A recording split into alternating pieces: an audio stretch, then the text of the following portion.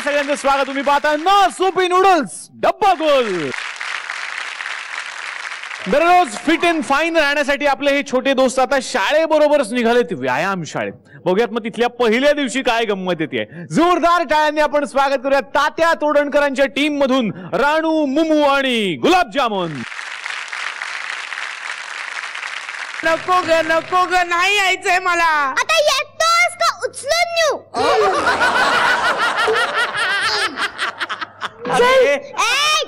चल चल.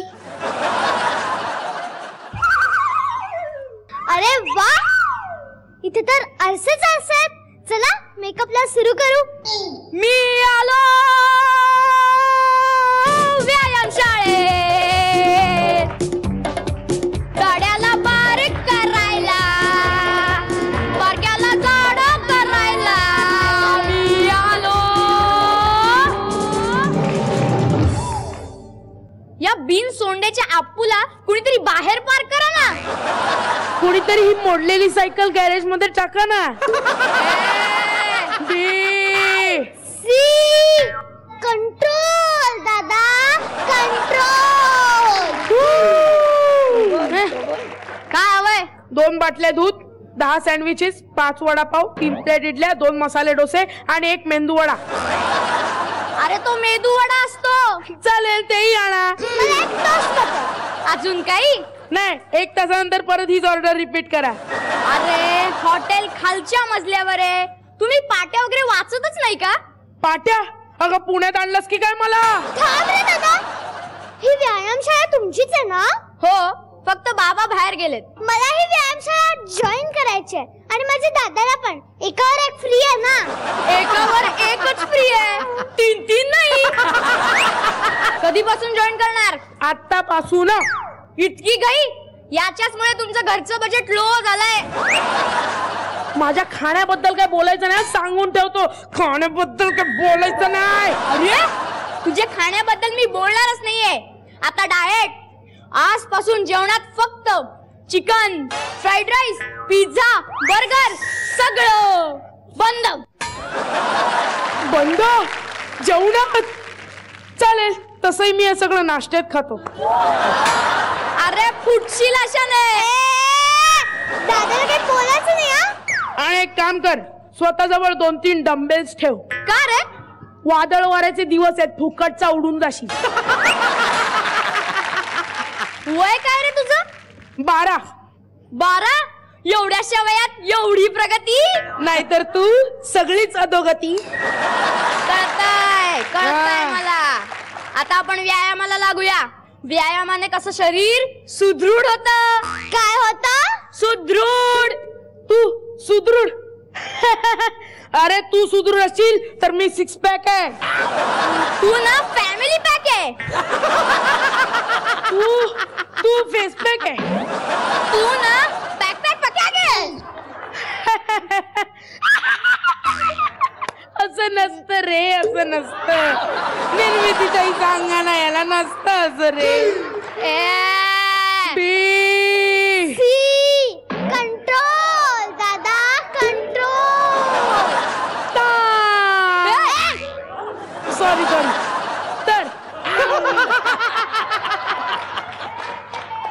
मला सांगा, तुमच्याकडे स्टीम बाथ मिळतो का? तुमच्याकडे पाणी येत नाही का? येतं ना, पण बंबात घालायला लाकडा नाहीये. तुमच्याकडे मसाज करून मिळतो ना, फक्त माणसांसाठी मिळतो. गाद्या पिंजून नाही मिळत. मग सापळ्यांसाठी काही वेगळी सोय? आता आपण कवायत करूया. काय काय काय कवायत? अरे कवायत म्हणजे मी दाखवतो. हात वर करा. कोणाचे? तुमचे. डावा की उजवा? अरे दोन्ही. हा. आता अंगठे पकडा. उजव्या हाताने डाव्या हाताचा अंगठा पकडायचा का डाव्या हाताने उजव्या हाताचा अंगठा पकडायचा? नाही ग, अगं पायाचे अंगठे पकडा. हा. तुम्हाला काही जमूच शकत नाही. झोप आता. हे जमलं. बरं, मला आता झोपायचंय, म्हणून मला उशीने पांघरून लागणार. तेवढं फक्त मागवता का? उशी पांघरून कशाला? अरे सांगितलं ना झोपायचंय. उशी पांघरुणाशिवाय मला निवांत झोप लागत नाही. आणि उठल्यावर मला नाश्ता लागतो बरं का, म्हणून तो मागवून ठेवा. हा. अरे आप्या जाड्या, तुला झोपून पोटाचे व्यायाम करायचे. आधी कधी सांगितलं? तुला नाही, पोट तरी आहे का तुला? उठ तू ना, आता हात वर कर. समोर खाली वर, समोर खाली वर, समोर खाली वर, समोर. आवाज कुठला काय? दादा झोपला वाटतं. मग त्यात एवढं घाबरण्यासारखं काय? आता 4 तासाशिवाय उठणारच नाही. 4 तास काय?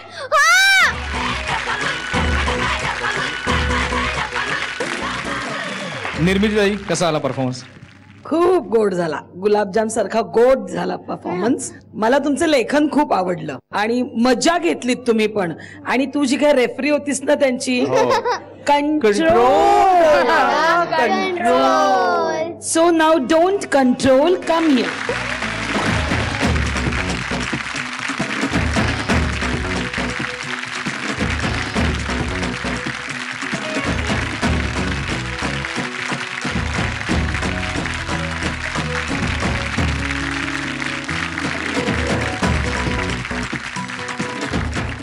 ताई सिग्नल.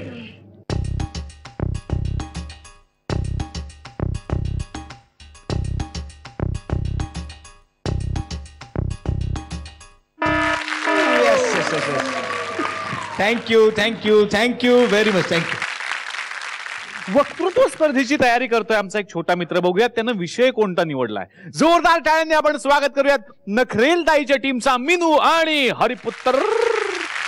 वीज मंडळाकडून मिळते, त्यांना ती पाण्याकडून मिळते. पाण्याला पंपातून मिळते, कारण पंप हा विजेवर चालतो आणि पाणी फेकतो. हा, आकाशातली वीज जेव्हा पाण्यात पडते तेव्हा ती तिथेच साठून राहते. जर का वीज आपल्याला थेट तिथूनच मिळत असेल तर मग वीज मंडळाचा आणि विजेचा काय संबंध? पूजा सांगितल्यासारखी काय बडबड करतोय? पूजा नाही रे, उद्याच्या भाषणाची प्रॅक्टिस करतोय. अच्छा, तुझं भाषण विजेवर आहे? नाही, स्टेजवर आहे. अरे म्हणजे टॉपिक वीज आहे का? तुला माहितीये मी वीज हाच विषय का निवडला? का? कारण टीचर म्हणाले होते एखाद्या करंट टॉपिक वर बोला. आता मला सांग, विजेसारखा कुठला करंट टॉपिक आहे का? नाही. मी तुला आता प्रश्न विचारू विजेवर. बिंदास. हा, विजेचा शोध कोणी लावला? थॉमस एडिसन ना. Thomas Edison? अरे त्यांनी बल्बचा शोध लावला. बल्बचा बल्बल येते, पण जेव्हा त्यांनी बल्बचा शोध लावला तेव्हा त्याच्या डोक्यात असं विचार आला की अरे हा बल्ब नुसताच ठेवून काय करायचा, हा पेटवला पण पाहिजे ना. आणि तेव्हा त्याच्या डोक्याचा बल्ब पेटला आणि तेव्हा त्यांनी घरातल्या विजेचा कनेक्शनचा शोध लावला. अरे पण कनेक्शन मधला विजेचा शोध कोणी लावला? कनेक्शन म्हणजे हा, ज्याला पहिल्यांदा शॉक बसला त्याने. खरा शोध कोणी लावला? खरा खुरा का? तो आपला हा रे. नाही रे.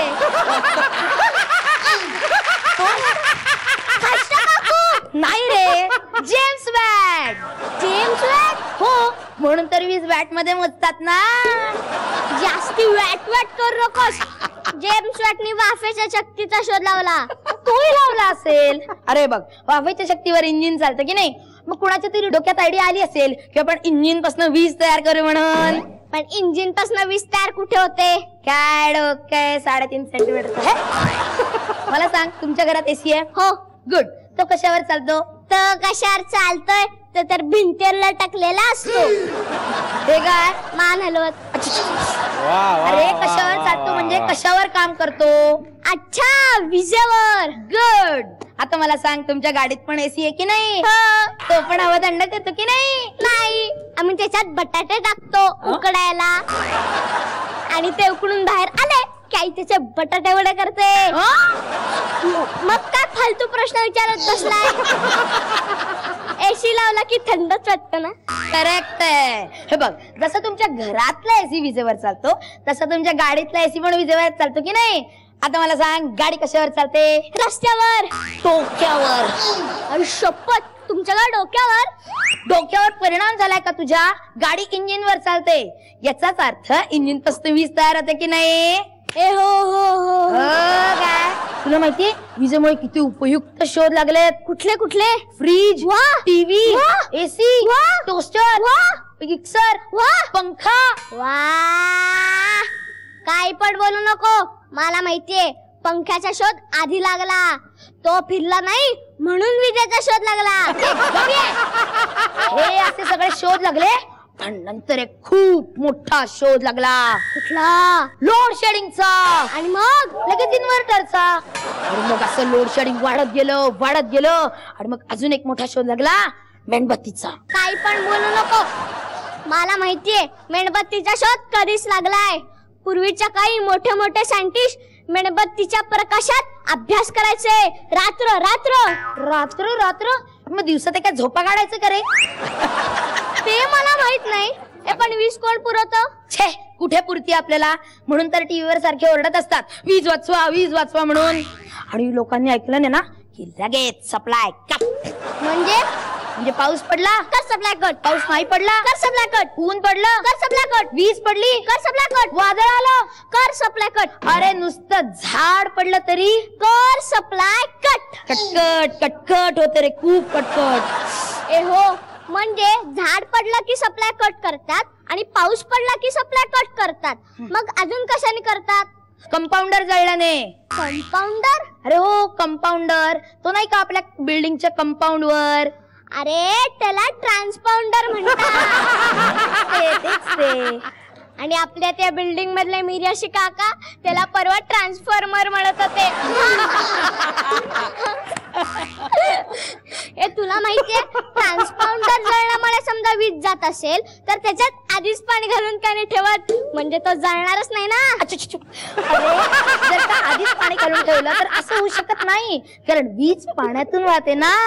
वाहते, मग ती दिसत कशी नाही? बघायची आहे तुला? एक काम कर, पाण्यात 2 वायर्स घाल आणि घाल तुझ्या हात तिच्यात. चांगला शॉकलाच की कळेल विजेची किंमत. तूच तर मगाशी म्हणत होतास ना की पाण्यामुळे वीज बनते आणि पाणी तर फुकट असतं. मग आता कसले पैसे घेतात? हा, आपल्या घरापर्यंत पोहोचवण्याचे ते पैसे घेत असतील. जसं वीज पोहोचवण्याचे पैसे ते आपल्याकडून घेतात, तसंच समजा त्यांनी वीज आपल्यापर्यंत पोहोचवली नाही तर आपण त्यांच्याकडून पैसे घ्यायचे. Good idea. मला काय वाटतं माहितीये, आपण ना घरात एक लोड शेडिंग मीटरच लावू.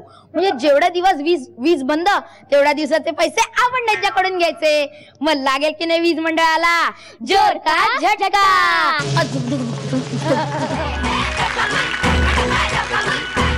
निर्मिती ताई, हरिपुत्तर, मिनू, खूप मजा केलीत तुम्ही. मला यातल्या 2 गोष्टी फारच आवडल्या. एक म्हणजे मिनूची ती रिॲक्शन.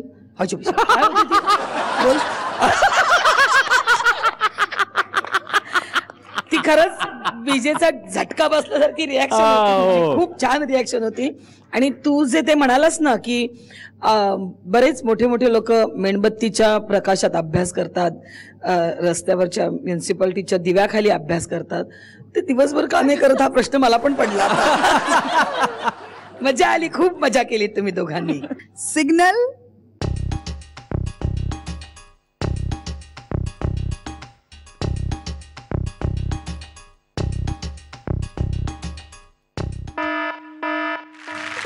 थँक्यू. सध्या पावसाळ्याचे दिवस आहेत आणि पावसात भिजायची आवड तर सगळ्यांचीच आहे, पण 1 कोटी मुलांची आवड आहे नॉ सोपी नूडल्स. तेव्हा तुम्ही नूडल्स खाऊन घ्या, मी पावसात भिजून घेतो. घेऊयात एक छोटासा ब्रेक. कुठेही जाऊ नका, पाहत राहा नॉ सोपी नूडल्स, डब्बा गोल.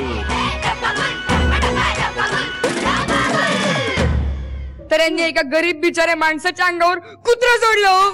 जज साहेब, तो माणूस रात्री अपरात्री अंधारात फिरायचा आणि पहाटेपर्यंत आरडा ओरड करून सगळ्यांची झोप मोड करायचा. म्हणून मी जनहितार्थ त्याच्या अंगावर कुत्रा सोडला. तिने जनहितार्थ कुत्रा सोडलाय रे. अहो, पण तो माणूस कोण होता? गुरखा होता, गुरखा. मी रोज रात्री रस्त्यावरच्या दिव्याखाली अभ्यास करायचे. अगो, तुझ्याकडे दिवेच काय, इन्व्हर्टर सुद्धा आहे? नाही, आमच्याकडे वीज नव्हती. विजेचा इतका गोंधळ होता की पावसाळ्यात सुद्धा आमच्या घरावर कधीच वीज पडली नाही.